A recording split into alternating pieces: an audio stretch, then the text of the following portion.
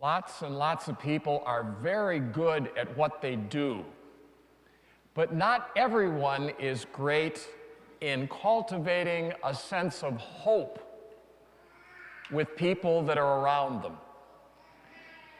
There was a man who was recounting his successful chemotherapy, and he'd gone to the hospital feeling pretty badly. And while he was in the hospital, a fever spiked. And a doctor that he didn't know came into his room and picked up his chart and looked at it and said to the man, "You're really infected." And the gentleman said as soon as he heard that, he knew that he'd felt badly coming into the hospital. Now he felt even worse. And then his own oncologist came in and picked up the same chart and looked at it and said to him, "You are really an amazing person to be able to tolerate these high levels of toxicity." He said that doctor really bolstered his hopes and really helped him in his recovery. A bishop wrote, St. Paul writes about that trio, faith, hope, and love, and the greatest of these is love. And then the bishop added, but today, I believe that hope is the most important. And so do I. As I reflect on nearly 38 years of priestly ministry, I can think of lots and lots of people struggling with discouragement and despair and with feelings of being worthless or hopeless. That perhaps the image of the barren fig tree in today's gospel is an image of their lives and how they feel. We need hope. We all need hope. We need to trust that there is a God who is watching over us patiently every day, giving us one day at a time what we need in order to produce fruit in our life. We need to hope in God, and we need reminders of that.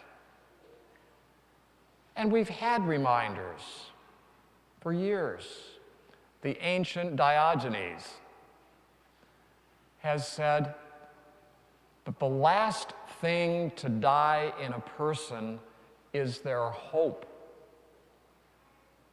The last thing to die in a person is their hope. Thomas Fuller wrote in the 1700s that if it were not for hope, our hearts would be breaking. That's true. If it were not for hope, our hearts would be breaking. Martin Luther King Jr. told us we must accept disappointment but not lose our eternal hope. A priest from Baltimore put it this way, and I love this one. He said, hope is going to your mailbox on a Sunday morning and expecting to find something in it. We need to hope. And today's parable that Jesus tells us in the gospel is full of hope.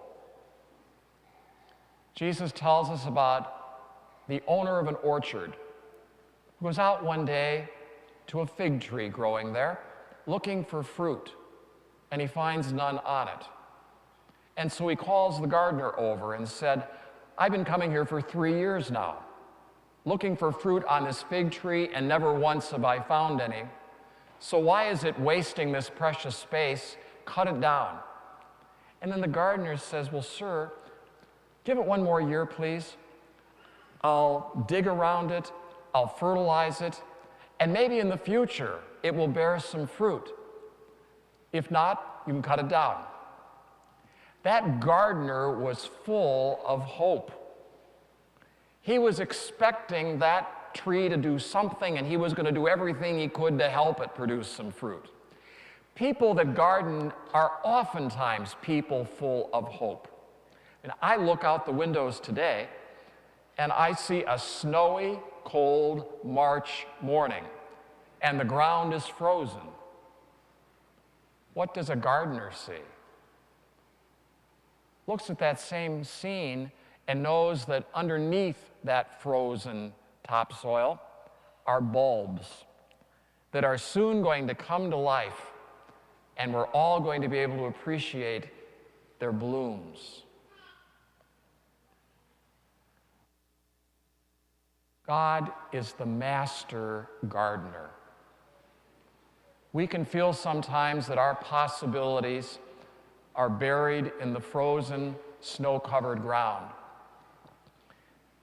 And we know that the winter sun doesn't do a whole lot to warm the March winds. But God, the master gardener, patiently watches over us. He knows what he has graced us to accomplish. And one day at a time, he gives us what we each need to produce fruit in our lives. We need to have hope.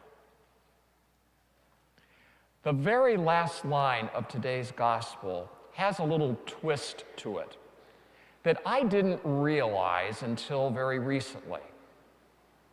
I've read that gospel over and over, and I'll point this out to you because perhaps you've missed it too, but you're going to see it now forever when I bring it to your attention. The gospel finished by saying, "The gardener said to the owner of the orchard, 'Give it one more year, please, and I'll cultivate it, I'll fertilize it, and maybe it will bear fruit in the future. If not, you can cut it down.'" Now that's how I read it before. But notice if I change my vocal inflection, how the meaning will shift a little bit. Here's the new way. Give it one more year. Maybe in the future it will bear fruit. If not, you can cut it down. Not me. The gardener has hope and wants to help that fig tree produce. And if not, you can cut it down. God is the master gardener. God has hope in us, high hope, and wants us to hope in him. I have many favorite saints, as you know. One of them is St. Francis de Sales, who lived in the 1500s. When somebody would come to Francis de Sales that was worried and upset, Francis would say to the individual, "God and I will help you. All I ask is that you don't despair."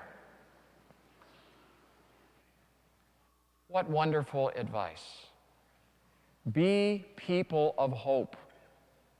We are graced to be people of hope and graced to cultivate hope in people around us.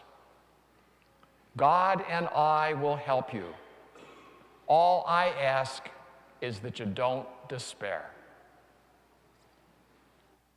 Great advice, great example from another great saint.